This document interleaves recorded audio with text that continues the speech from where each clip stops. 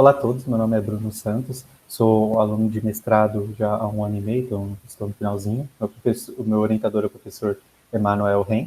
Nós fazemos parte do Centro de Pesquisa em Ótica Fotônica, mais conhecido como CEPOF, e dentro do CEPOF nós somos o laboratório de disprose, mais conhecido como DIPOLEV. O título do meu trabalho é Stochastic Simulation of Narrow-Line Magnetic Optical Traps. Vou começar falando do objeto central do meu projeto, que é a armadilha magneto-óptica, que é um método para aprisionar e resfriar amostras de átomos até temperaturas muito baixas, em torno de microkelvins, utilizando uma configuração de lasers contrapropagantes polarizados e um campo magnético espacialmente inhomogêneo. O MOT é um dos métodos de resfriamento a laser que motivou o Prêmio Nobel de Física em 97. Né? E ele é interessante, esse fato dele diminuir a velocidade dos átomos, diminuir a temperatura da nuvem, é interessante para diminuir o impacto do efeito Doppler, que tem um impacto muito grande quando a gente faz medidas relacionando transições atômicas. Então, no caso, o MOT ajuda a melhorar bastante relógios atômicos e espectroscopia de alta resolução. Além disso, talvez um dos objetivos principais de utilizar o MOT é para a produção do quinto estado da matéria, né, o estado quântico, ultra frio, chamado condensação de Bose-Einstein. E esse estado foi confirmado em 1995 e foi motivo de um prêmio Nobel em 2001, Nobel de Física. A dinâmica dos átomos dentro do MOT é definida por espalhamento de fótons. Né? E esses espalhamentos, quando faz espalhamento de fótons, a gente está falando de transições ópticas. Né? Quando essa transição óptica é pequena, nós conseguimos atingir temperaturas mais baixas. E nesse caso, com transições ópticas pequenas, a gente chama de uma nova categoria de MOT, que é MOT de linha estreita, ou também chamado de N-MOT. Existem algumas teorias que fazem predições teóricas qualitativas e também quantitativas, mas existem certas quantidades que são muito difíceis de prever, ou não tem boa previsão teórica, ou simplesmente não existe previsão teórica, né? E talvez a principal para a gente aqui é a eficiência de armadilhamento que está associada ao número de átomos aprisionados. Né? E para atender essa demanda, nós desenvolvemos uma simulação estocástica visando prever essas quantidades. Então, para entender o projeto, nós precisamos entender as transições ópticas envolvidas. É bastante comum modelar o MOT como um sistema de 4 níveis, né, descrito aqui nessa imagem. Aqui eu estou usando o exemplo do estrôncio, que é um átomo bastante utilizado no MOT, com uma transição estreita, uma transição de distância estreita, né, que está mostrado aqui, na transição do J0 para J1. Né? E aqui, esse sistema é um pouco difícil de abordar de forma computacional, e a gente, como estamos trabalhando com um MOT de linha estreita, nós podemos fazer uma simplificação bastante grande. Né? Como a MOT de linha estreita tem a propriedade que o centro de massa da nuvem cai na direção da gravidade, né? Fazendo com que a nuvem, os átomos da nuvem sempre sintam um campo magnético considerável, né? E porque o campo magnético ele cresce quando você afasta da origem.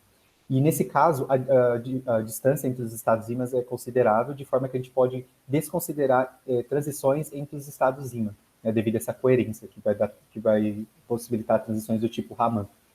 Né? E dessa forma a gente consegue ter 3 sistemas de 2 níveis independentes que a gente consegue abordar de forma bem mais fácil e mais simples. Né? Algumas quantidades importantes aqui, que é a largura de linha da transição, que vai falar se a transição é muito grande ou muito larga ou muito estreita, a comprimento de onda ressonante, a parâmetro de saturação ressonante, que é importante, que vai embutir aqui a intensidade dos nossos feixes laser, e o detuning. Eu coloquei aqui uma imagem que mostra uma configuração usual do MOT, que é o conjunto de três pares de feixes contrapropagantes, com polarizações bem definidas e inversas uma da outra, e um campo magnético aproximadamente quadrupolar, gerado por uma configuração de bobinas anti-Helmholtz, né, quando no centro dessa armadilha, o campo magnético é aproximadamente linear, sendo zero na origem. Né. Bom, a teoria semiclássica que descreve esse tipo convencional de MOT é chamada de teoria Doppler. Né, e a ponto-chave da teoria Doppler é a força de pressão de radiação. Né, e como é que ela funciona? Vamos imaginar, por simplicidade, um átomo que tem momento zero, e depois, quando esse átomo está imerso em luz, ele pode absorver um fóton ganhando o momento dele. Né? Após um tempo, esse átomo vai emitir espontaneamente um fóton numa direção aleatória isotropicamente, né? De forma que quando a gente faz sucessivas absorções e emissões, as absorções são cumulativas e as emissões são, em média, nulas. Então, a gente, sabendo a taxa com que o átomo absorve fótons, a gente pode definir uma força média, que é descrita aqui, né?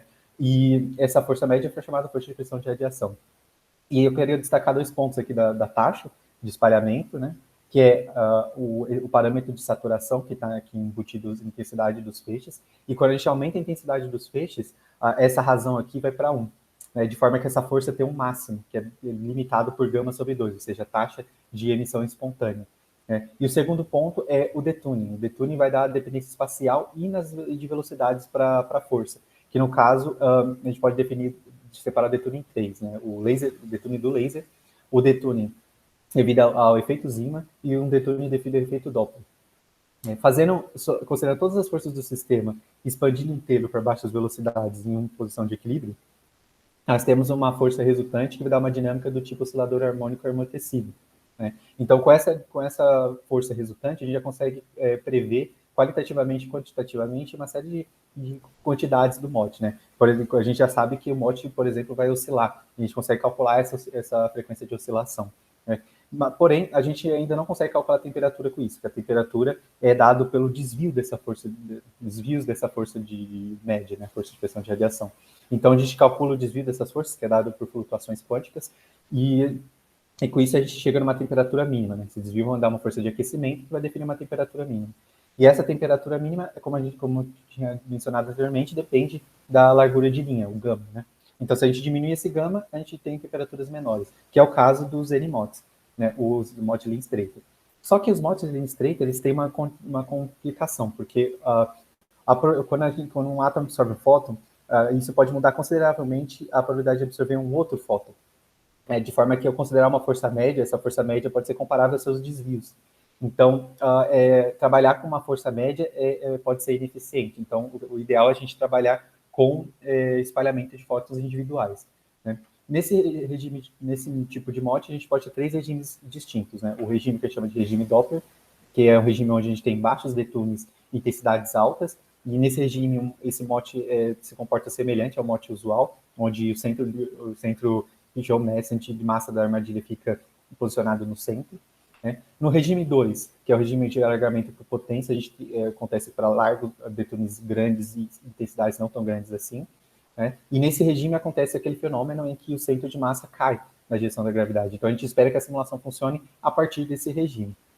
E o último regime, que seria chamado regime quântico, que é definido também para detunes grandes e parâmetros de saturação pequenos, né? De forma que essa consequência da absorção de fótons alterar probabilidades de forma significativa é bastante relevante aqui, e a gente também tem esse deslocamento do centro de massa. Então, a gente espera que tanto no regime 2 quanto no regime 3 a simulação funcione bem, mas ela falha no regime 1. Vou falar um pouco da simulação. Né? A simulação ela define um processo estocástico, né? Mas tecnicamente é uma cadeia de Markov. Né? E como funciona? A gente tem um átomo definido um estado inicial por sua posição e velocidade, né? E esse átomo nessa posição inicial tem uma certa probabilidade de transicionar para uma nova posição, novo estado com uma nova posição e velocidade, de forma que a gente consegue definir um caminho aleatório. Depois de um tempo, esse caminho aleatório vai entrar em equilíbrio, vai tender a um equilíbrio. Então, a gente consegue já pegar amostras de estados e definir uma distribuição de probabilidade, né, tanto de posição quanto velocidade, através de histogramas. Então, a probabilidade de acontecer uma transição de estado, né, de posição e velocidade, é dado por essa equação, onde o R é a taxa de espalhamento resultante de cada um dos feixes que podem ser absorvidos, e ΔT é um tempo discreto que é calculado dinamicamente de acordo com a máxima taxa de espalhamento. E desse jeito de calcular esse tempo discreto utiliza muito a simulação. Né? E aqui é importante ressaltar que essa probabilidade é uma probabilidade que não considera o passado do caminho, o passado dos átomos, os estados anteriores, de forma que a gente define com precisão um processo markoviano. Então, com isso, a gente pode definir a dinâmica do nosso problema. Né? Então, a posição é atualizada de acordo com a força magnética, que aqui também é introduzida, a força magnética nos átomos, que em geral é pequena, mas aqui ela pode ser considerável, porque a gente está trabalhando com forças que não são tão altas, né, devido ao gama pequeno, e a gravidade também adicionada. E na velocidade a gente atualiza quase da mesma forma, só que aqui a gente tem, caso haja uma absorção, a gente tem aqui a velocidade ganhada devido à absorção, com a direção do feixe absorvido, e mais uma direção aleatória. Então, isso define toda a dinâmica do problema. Em alguns pontos é que a gente trabalha com o problema de um corpo, então a gente não considera perdas que podem acontecer por colisões de 2 corpos e colisões de 3 corpos, né? E como a gente trabalha com esse problema de um corpo, a gente consegue paralelizar o problema, né? Então a paralelização é feita em conjunto, um conjunto com linguagem C e Python. No caso, a linguagem C vai fazer a evolução estocástica e a linguagem Python vai trabalhar com paralelismo, aplicar o paralelismo, né, no código C, e vai trabalhar com processamento de dados. Por último, da questão do modelo, eu queria falar dessa proposta para eficiência de aprisionamento, um parâmetro para isso. Então, no caso, a gente vai jogar átomos, um fluxo de átomos numa determinada direção dentro do MOT, né, com uma velocidade específica. E depois a gente vai verificar se o átomo ele continua ou não dentro de uma região determinada pela largura dos feixes, né? Então, depois, se o átomo estiver dentro dessa região depois de um tempo, a gente considera que o átomo está aprisionado. Se ela sair dessa região, a gente considera que o átomo não foi aprisionado. E aí a gente faz um mapeamento das velocidades, a gente simula para várias velocidades, até encontrar a velocidade de 50%. Então, a gente encontra a velocidade de 50%, a gente supõe que essa velocidade é proporcional ao número de átomos da armadilha. Vou falar de alguns resultados, né? Eu vou falar de resultados usando o elemento disprosio, que é o nosso foco do laboratório, mas a gente também testou a simulação para estronço, né? E obteve resultados semelhantes. O disprosio é interessante porque ele, de todos os elementos da tabela periódica, ele é o elemento com maior momento de polo magnético, né? 10 magnetobor, junto com o terno. Então é interessante o disprosio para estudar interações de longo alcance, né? Interações dipolares, no caso, né? E aí aqui eu vou utilizar uma transição de disprosio de J8 para J9, né? Com uma transição em 136 kHz, que não é tão fina comparado a Strons, que é 7.5, 7.4 kHz, a transição estreita, e um comprimento de onda ressonante lá no laranja, 626 nanômetros. Aqui é o primeiro resultado, que é o resultado do centro de massa, que eu mostro tanto um resultado teórico, né, desenvolvido pelo nosso grupo, quanto o resultado de simulação, da simulação e o resultado de um experimento, né? A gente pode ver que o resultado teórico tem uma diferença de 1 milímetro comparado ao resultado experimental, né? Enquanto a simulação tem um resultado bastante bom, né? A menos de detones muito baixos, que é o caso que a gente supõe que a simulação não funciona. E aqui embaixo dá para ver que a linha azul, que é a linha da teoria, ela tem um desvio de quase 1 milímetro, e a linha do laranja, que é a linha do experimento, ela tem um desvio quase zero. Então a gente vê que essa simulação é bem mais precisa que a teoria, que é algo que a gente espera. Aqui é um segundo resultado, que é o resultado da temperatura. A gente vê bem mais evidentemente essa transição entre regimes, né? Então, no caso, quando a gente está no regime 2 e 3, que é para detones um pouco maiores, a gente tem uma boa concordância experimental, né? E quando a gente começa a diminuir o detune, a gente tem essa transição de regime, e aí os resultados experimentais começam a aumentar a temperatura e os resultados da simulação diminuir, e tem uma divergência bastante grande. A gente obteve outros resultados, esses aqui são os mais importantes, e eu gostaria de mostrar um resultado que a gente está trabalhando no momento, que é a nossa proposta de eficiência de aprisionamento.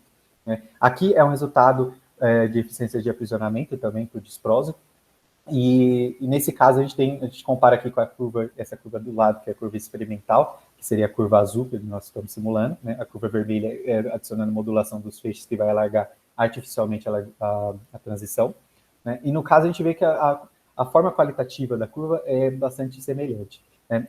A diferença é que nossa curva está 10 gamas deslocadas de detune do que a curva experimental. E aqui a gente tem uma explicação para isso, que no caso seria o Zim-Slow, que seria outro método de resfriamento, que vai resultar num feixe que passa pelo meio do MOT. E esse feixe ele é importante, né?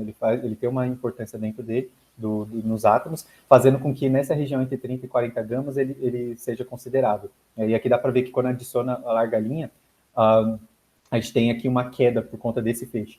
Então a gente espera que adicionando o feixe do MOT, do Zim-Slow, a gente consegue obter um resultado ainda melhor.